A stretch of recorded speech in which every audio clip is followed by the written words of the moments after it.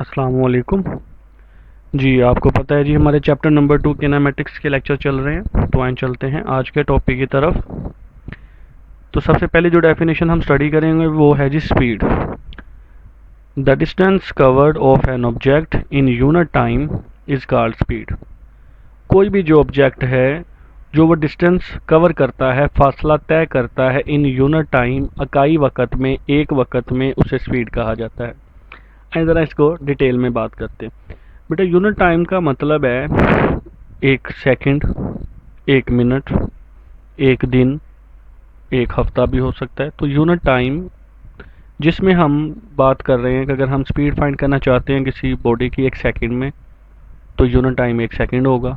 अगर हम speed find करना चाहते हैं एक घंटे में, तो यूनिट टाइम का मतलब एक घंटा होगा। तो जो भी डिस्टेंस कवर करता है कोई ऑब्जेक्ट किसी यूनिट टाइम में, उसे स्पीड कहा जाता है। तो स्पीड को कैलकुलेट करने के लिए हमें दो चीज़ों का पता होना, या हमें दो चीज़ों की ज़रूरत होती है। फर्स्ट है जी डिस्टेंस, जिसे एस से ज़ाहिर किया जाता है, और सेकंड है जी टाइम, जिसे टी से ज़ाहिर किया जाता है। तो स्पीड का फार्मूला है speed is equal to distance over time. Speed का सिंबल v है, डिस्टेंस का s है, और टाइम का t। तो फार्मूला बन गया v is equal to s over t। तो अगर हमारे पास डिस्टेंस और टाइम है तो हम किसी भी ऑब्जेक्ट की स्पीड निकाल सकते हैं।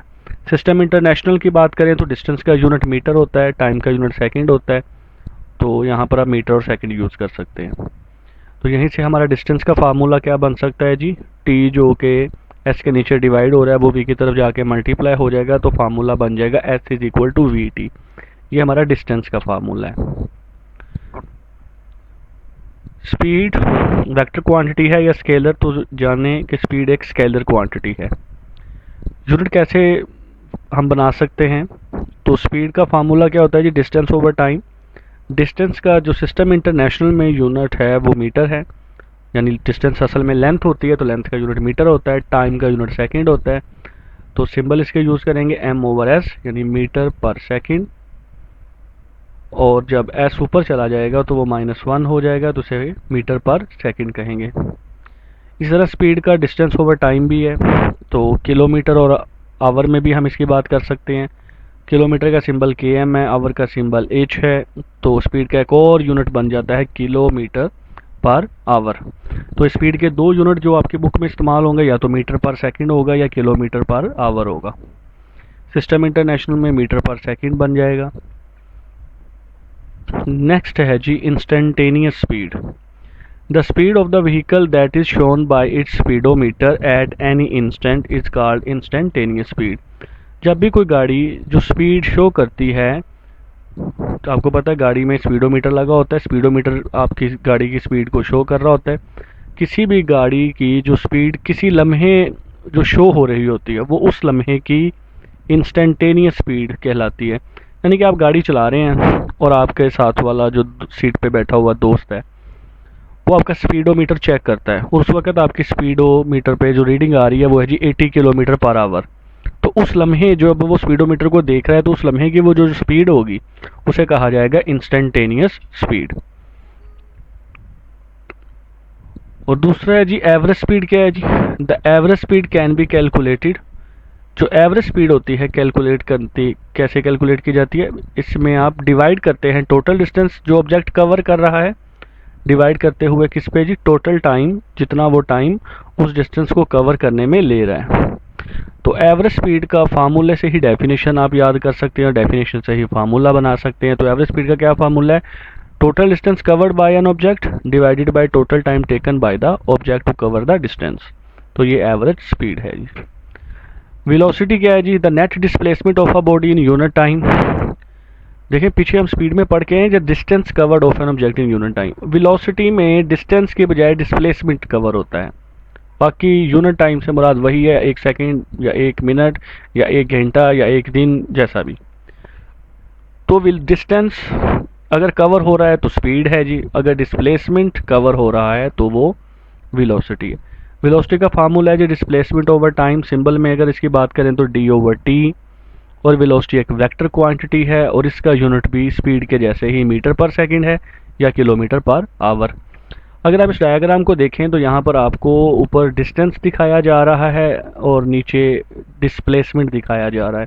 एक इनिशियल पोजीशन से फाइनल पोजीशन की तरफ दो, एक ऊपर वाला रास्ता जो कि डिस्टेंस होगा, और ये जो एरो की सूरत में आपको दिखाया जाता है छोटा डिस्टेंस जो दिखाया जा रहा है ये वेलोसिटी, ये सॉरी डिस्प्लेसमेंट है जो आप पीछे पढ़ के आए हैं।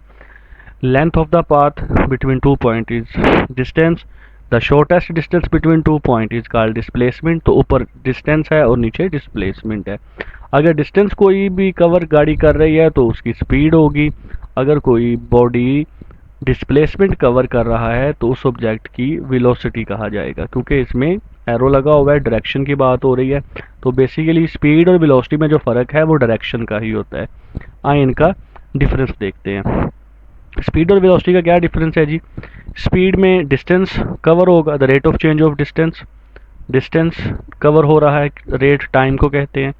टाइम में जो डिस्टेंस कवर हो रहा है वो स्पीड है, और अगर डिस्प्लेसमेंट कवर हो रहा है या चेंज हो रहा है तो वो वेलोसिटी है।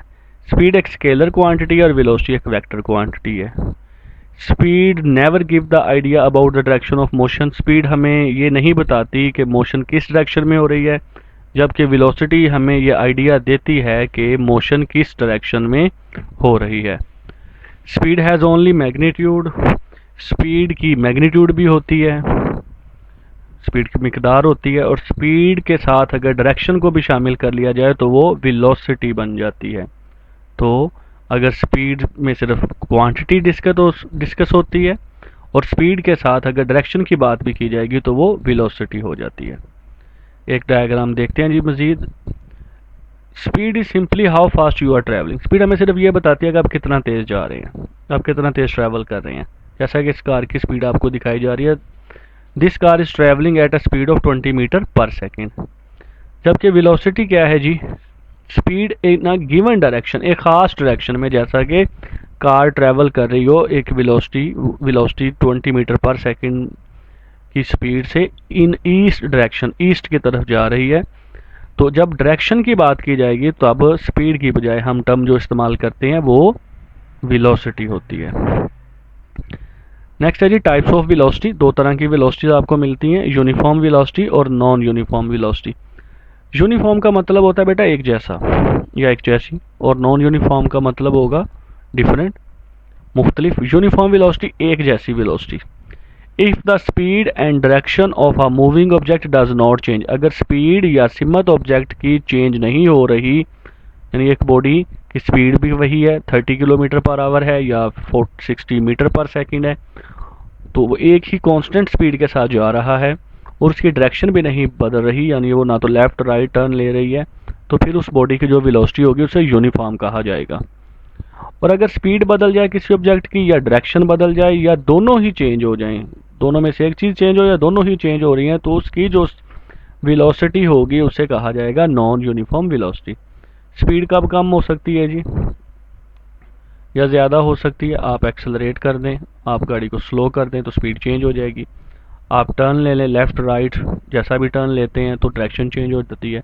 ये स्पीड चेंज हो जाए, डायरेक्शन या दोनों ही चेंज हो रही हैं, तो आपकी जो वेलोसिटी होगी वो नॉन यूनिफॉर्म वेलोसिटी होगी।